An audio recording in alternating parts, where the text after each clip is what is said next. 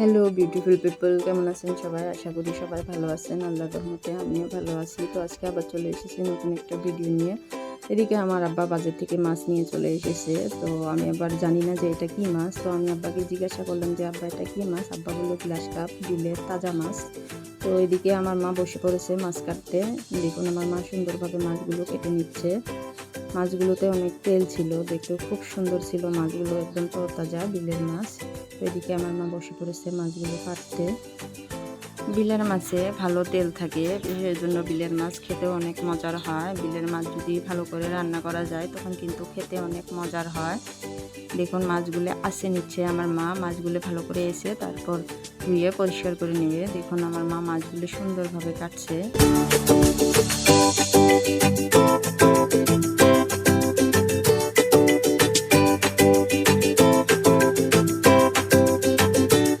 Finally মার মাছ কাটা হয়ে গিয়েছে। এবার মা মাছগুলোকে ভালো করে পরিষ্কার করে নেবে। তো এখানে আমার মা মাটির, আমরা তো এটাকে কাদা বলি, কিন্তু ওই যে মাটি দিয়ে যে কাদা তৈরি করে সেটাতে মা মাছগুলোকে ভালোভাবে ধুয়ে নিচ্ছে, লবণ মেখে তারপর ভালো করে পরিষ্কার করে নেবে। মা মাছগুলো বারবার জল বদলে মাছটাকে পরিষ্কার করে ধুয়ে নিতে হবে। তো এদিকে মার মাছ ধোয়া হয়ে গিয়েছে। তো এবার মা মরিচ, পেঁয়াজ, সাদা সরষে এগুলো সব ভালোভাবে পেস্ট করে নেবে। তো এদিকে মার পেস্ট করা হয়ে গিয়েছে। তো এখন মা মাছটা রান্নায় চাপাবে। তো এদিকে মা সাদা তেল, তারপর একটু পরিমাণ মতো মিঠা তেল দিয়ে, আপনারা যেরকম তেলটা পছন্দ করেন সেরকম দিতে পারেন। তো এদিকে মা সাদা তেল, মিঠা তেল এগুলো মিক্স করে দিয়ে দিয়েছে। তারপর মরিচ, পেঁয়াজ, সাদা সরষে এগুলো পেস্ট করে রেখেছিল, এগুলো দিয়ে দিল। তো এখন মা এখানে মাছগুলো দিয়ে দেবে। মাছগুলো দিয়ে তারপর মা এখানে জিরা গুঁড়ো, ধনিয়া গুঁড়ো, এখানে দিয়ে দিবে পরিমাণ মতো হলুদ গুঁড়ো, এগুলো দিয়ে তারপর এখানে পরিমাণ মতো লবণ দিয়ে মাছটাকে ভালো করে মেখে নিতে হবে। দেখুন আমার মা মাছটাকে ভালো করে মেখে নিচ্ছে। মাছটা ভালো করে মেখে নিলে তখন খেতে অনেক মজার হয়। মাছটাকে ভালো করে মেখে নিতে হবে। মাছটা যত মাখবেন তত মজার হবে।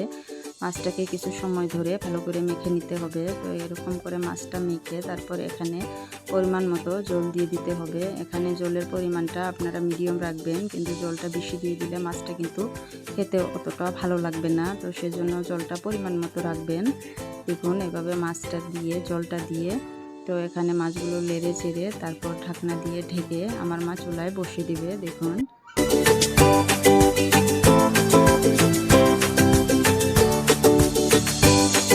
এদিকে মাছটা চুলায় বসে রান্না করা হচ্ছে। তারপর মাকে বললাম দেখি একটু মাছটা কেমন হয়েছে। তো দেখুন কি অসাধারণ হয়েছে, এদিকে লোভনীয় লাগছে, খেতে ইচ্ছা করছে মাছটা দেখে। মাছটা কিন্তু খুব সুন্দর হয়েছে দেখুন।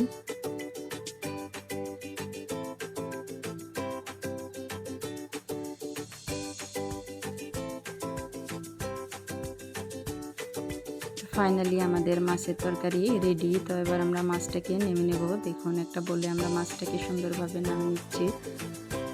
খুব সুন্দর হয়েছে মাছ রান্নাটা। তো এদিকে আমি মাছ রান্না শেষ, আমি ভাত নিয়ে বসে পড়েছি। তো আমার এখানে রয়েছে আলু ভাজা, ভাজা মাছ, লেবু, কাঁচা লঙ্কা, লাল লঙ্কা সব নিয়ে বসে পড়েছি আমি। এদিকে রয়েছে মাছের ঝোল। তো আমি প্রথমে আলু ভাজি আরও আপনার মাছটা, ভাজা মাছটা দিয়ে আমি ট্রাই করব, দেখব কেমন হয়েছে। আমার ভাতটা একটু শুকনো শুকনো খেতে ভালো লাগে, তো সেজন্য আমি আগে আলু ভাজি আরও ভাজা মাছটা দিয়ে খাবো। অসাধারণ হয়েছে, খুব ভালো লাগছে আমার শুকনো শুকনো খেতে। এরকম করে আলু ভাজি দিয়ে ভাজা মাছ খেতে কে কে পছন্দ করো কমেন্টে জানাইও। আমার ভিডিওগুলো কেমন লাগে আপনারা কমেন্টে জানাইও আমায় একটু।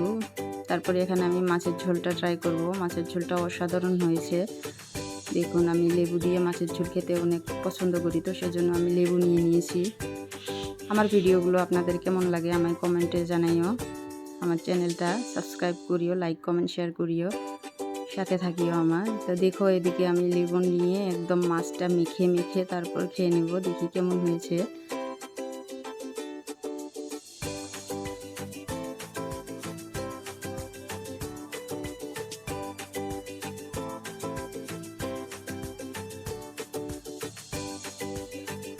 অনেক মজা হয়েছে, অসাধারণ রান্না হয়েছে।